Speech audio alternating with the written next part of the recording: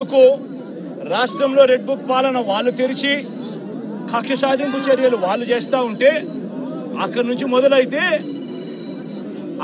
మొదలైతే నియోజకవర్గ స్థాయిలో ఎమ్మెల్యేలు, మండల స్థాయిలో మండల నాయకులు, గ్రామ స్థాయిలో గ్రామ నాయకులు వీళ్ళందరూ కూడా రెడ్ బుక్లు వాళ్ళు తెరిచేసి వాళ్ళు ఊర్లలో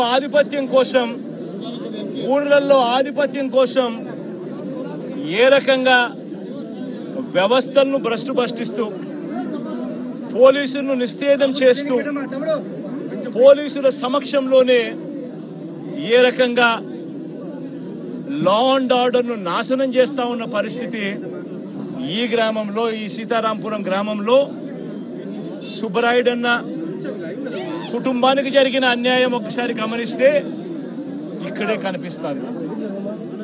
ఇదే గ్రామంలో ఆధిపత్యం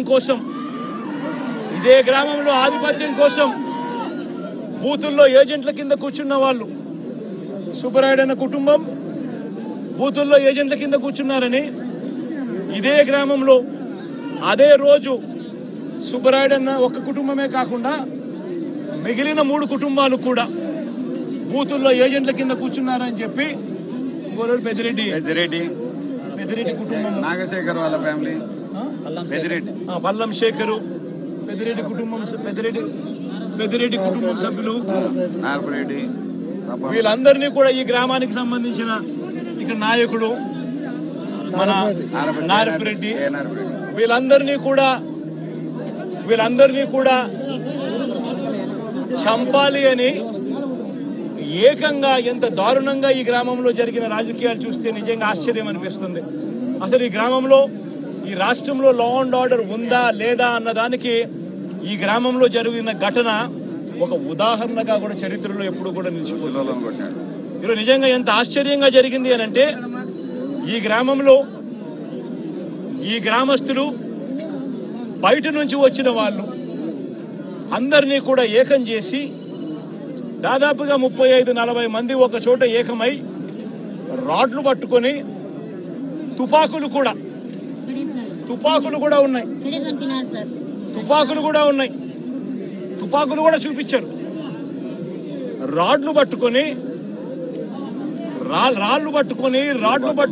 కర్రలు పట్టుకొని కత్తులు పట్టుకొని వాళ్ళ గ్రామానికి వాళ్ళంతా కూడా ఇక్కడ చేయడానికి, స్వైర విహారం చేయడానికి అందరూ కూడా ఏకమవుతా ఉంటే ఇదే గ్రామంలో నివాసం అంటా ఉన్న నారపురెడ్డి ఎస్ఐకి ఫోన్ చేసింది 9:30 గంటలకు ఫోన్ చేశాడు.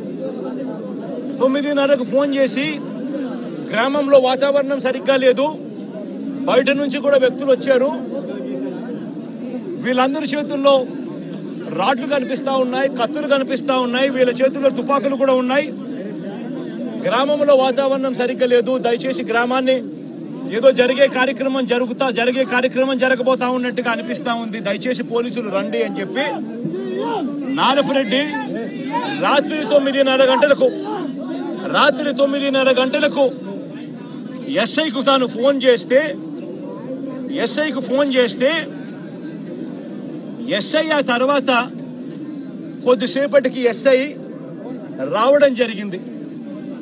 ఎస్ఐతో పాటు 2 కానిస్టేబుల్లు గ్రామానికి వచ్చి గ్రామంలో ఉన్న పరిస్థితులన్నీ కూడా చూసి ఎస్ఐ సిఐకి ఫోన్ చేయడము, డిఎస్పీలకు ఫోన్లు చేయడము వీళ్ళ కళ్ళ ముందనే కనిపిస్తా ఉంది. చేస్తా ఉన్నారు కానీ ఎవడు ఫోర్స్ పంపించడు, మనుషులు కనిపిస్తా ఉన్నారు కానీ అక్కడే కానీ ఎవడు కూడా ఆపే కార్యక్రమం చేయరు. చేతుల్లో రాడ్లు కనిపిస్తా ఉన్నాయి, చేతుల్లో కత్తులు కనిపిస్తా ఉన్నాయి, మనుషులు తిరుగుతా ఉన్నారు, మనుషులు ఏదో ఘటన జరగబోతా ఉందని తెలుస్తా ఉంది, అయినా కూడా ఎస్ఐ ప్రేక్షక పాత్రే పోషిస్తాడు. ఎస్ఐతో పాటు వచ్చిన 2 కానిస్టేబుల్ ప్రేక్షక పాత్రే పోషిస్తారు. ఎస్ఐ సిఐకి ఫోన్ చేస్తా ఉన్నట్టుగా, డిఎస్పీకి ఫోన్ చేస్తా ఉన్నట్టుగా, మిగతా వాళ్ళకి ఫోన్ చేస్తా ఉన్నట్టుగా వీళ్ళకు గ్రామంలో కనిపిస్తా ఉంది కానీ ఏ ఒక్కరూ కూడా రారు, పోలీసులు అదనపు బలగాలు రావు. సాక్షాత్తు పోలీసుల సమక్షంలో ఇదే సీతారాంపురం అనే ఇదే గ్రామం జిల్లా కేంద్రమైన నంద్యాలకు కేవలం 15 కిలోమీటర్ల దూరంలో ఉంది. కేవలం 10 కిలోమీటర్ల దూరంలోనే ఉంది. 15 కూడా కాదు, 10 కిలోమీటర్ల దూరంలోనే ఉంది. 10 కిలోమీటర్ల దూరంలో జిల్లా హెడ్ క్వార్టర్స్. ఆ జిల్లా హెడ్ క్వార్టర్స్ లో ఎస్పీ ఉంటాడు. ఆ జిల్లా హెడ్ క్వార్టర్స్ లో ఎస్పీ ఉంటాడు. ఆ జిల్లా హెడ్ క్వార్టర్స్ లో ఎస్పీ ఉంటాడు. ఇక్కడ నుంచి కేవలం 10 నిమిషాల దూరంలోనే డిఎస్పీ ఆఫీసు. ఇక్కడ నుంచి డిఎస్పీ ఆఫీసు కేవలం 10 నిమిషాల దూరం. ఎస్పీ ఉండేది కేవలం 10 కిలోమీటర్ల దూరంలో ఎస్పీ ఉన్నాడు నంద్యాల హెడ్ క్వార్టర్స్ లో.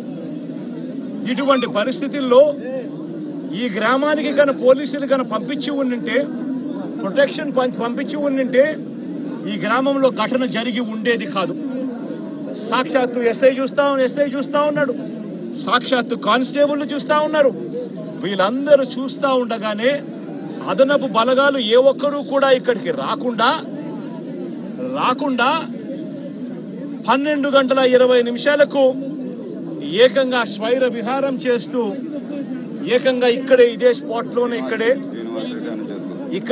స్పాట్లోనే ఈ గ్రామానికి సంబంధించిన అన్యాయమైన నాయకుడు, ఇక్కడ సంబంధించిన ఎమ్మెల్యేకి సంబంధించిన ప్రోద్బలం, ఇక్కడికి సంబంధించిన చంద్రబాబు నాయుడు గారు లోకేష్ గారు వాళ్ళిద్దరి అండదండలు, వీళ్ళందరి అండదండలతో పోలీసులు ఎవరూ కూడా పంపించకుండా, పోలీసులు ఎవరూ కూడా ఇక్కడికి రాకుండా సాక్షాత్తు ఎస్ఐ సమక్షంలో, సాక్షాత్తు ఇద్దరు కానిస్టేబుల్ సమక్షంలో స్వైర విహారం చేస్తూ ఏకంగా నరకడం జరిగారు.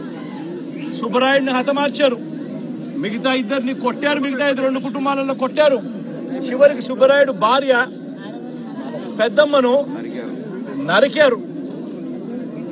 ఇవన్నీ ఇక్కడే జరిగాయి, ఇదే గ్రామంలో జరిగాయి. కానీ ఎస్ఐ కానీ కానిస్టేబుల్ కానీ ఎవరు కూడా ఆపగలిగే పరిస్థితి కూడా లేదు. ఆపగలిగిన పరిస్థితి దేవుడెరుగు, అడిషనల్ ఫోర్స్ రాకపోవడం కదా దేవుడెరుగు. చివరికి వీళ్ళు హత్య చేసిన తర్వాత 12:59 ఆ ఫోన్ చేసిన 9:30కు ఫోన్ చేసిన ఎస్ఐ వచ్చినాడు. ఎస్ఐ ఊరికి వస్తే ఎస్ఐ నారపరెడ్డిని నువ్వు పోలీస్ స్టేషన్కి వెళ్ళిపో అని చెప్పి ఎస్ఐ చెప్తే నారపరెడ్డి పోలీస్ స్టేషన్లో ఉండి 12:59 అంటే 1 గంటకు జరిగిన ఘటన తెలుసుకొని పోలీస్ స్టేషన్ నుంచి నారపరెడ్డి ఎస్పీకి ఫోన్ చేస్తాడు.